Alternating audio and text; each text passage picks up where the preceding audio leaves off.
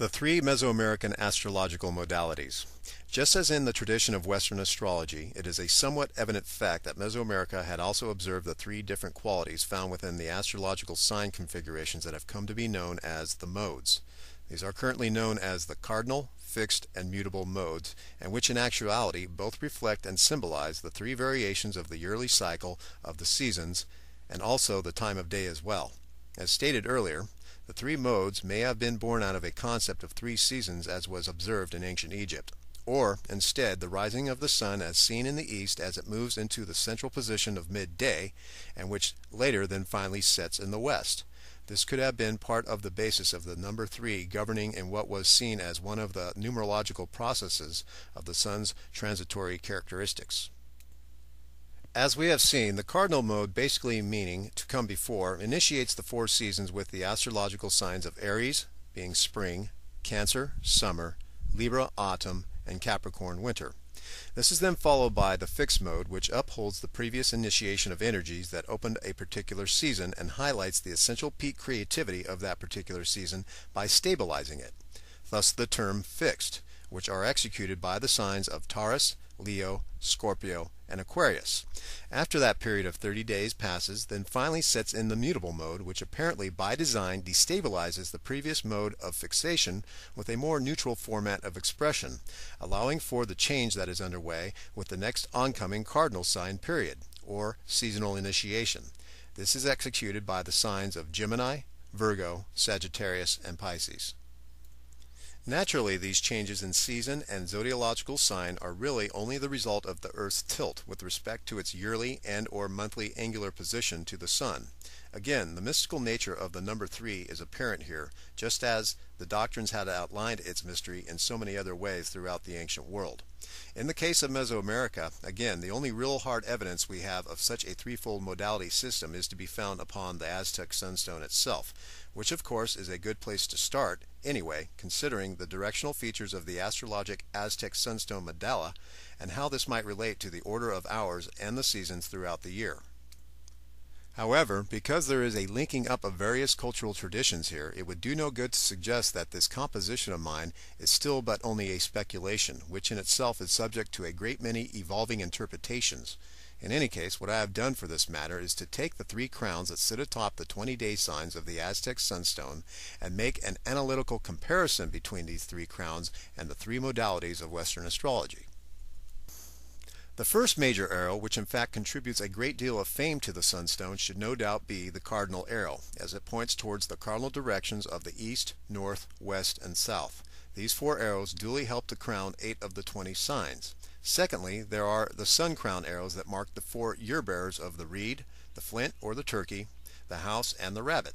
This arrow's position on the sunstone marks the 4 middle directions of the Earth's compass, as the sunstone lays flat on the ground. It was decided that this arrow should denote the fixed modality, since it is these 4 arrows which in fact basically point to the 2nd, 5th, 8th, and 11th fixed directional houses of Western astrology during those select times of the spring and autumnal equinoxes.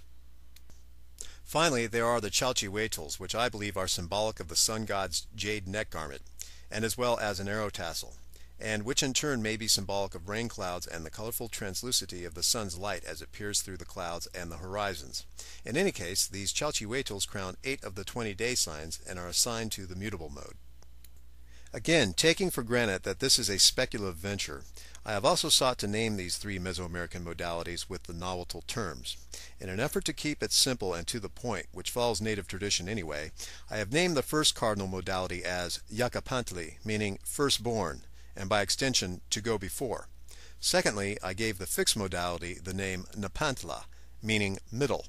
It might be noted that the nahuatl term for 3 p.m. midday is in fact Nepantla Tonatiuh, and so we might see where the terminology is fitting for both an hourly and a seasonal indication as well.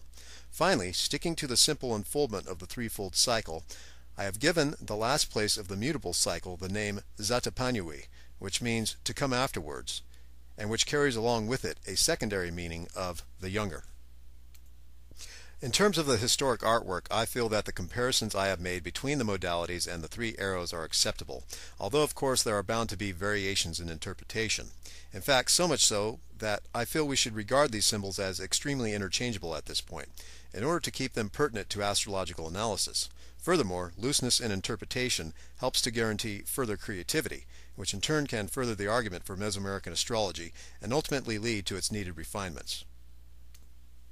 Below, just ahead, are the descriptions of the four Aztec year-bearers in the form of their astrological archetypes. There is a great deal of history and metaphorical symbolism involved within the description of the archetypes. Therefore, these upcoming definitions should only be considered as tentative descriptions until I am personally able to generate a more thorough inventory of applicable astrologic terms for these four year-bearer signs. Furthermore, I must insist, for the sake of unique and sacred calendar traditions, that these four symbols also have their origins as astronomical perceptions within the greatness of the full-scale stellar heavens, just as all other traditional astrological symbols of Mesoamerica do as well. The four Aztec year-bearers. Number 1, the reed. The eastern year of the reed within the Mesoamerican year count corresponds to the three Chinese year signs of the cat, the sheep, and the boar.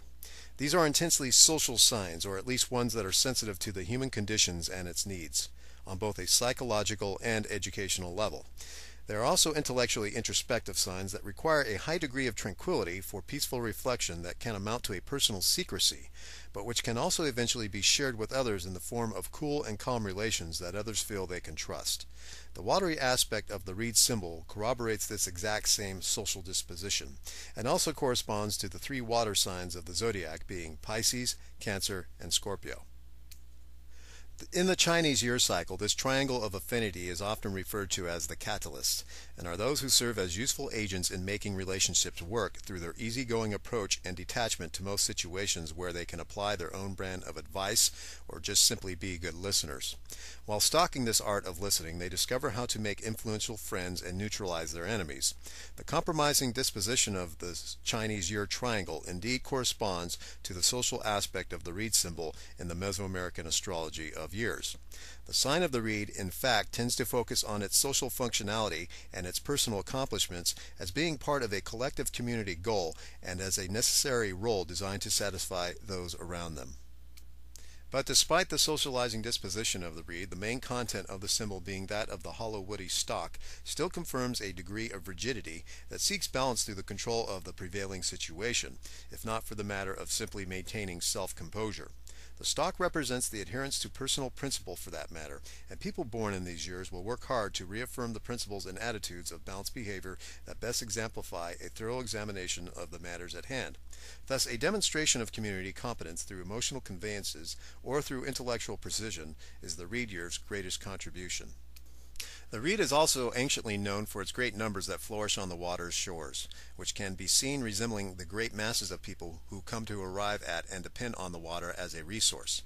The vegetable leaves that blossom out from the water form a wall of obstruction indicating a shadowy secrecy and boundary of natural forces.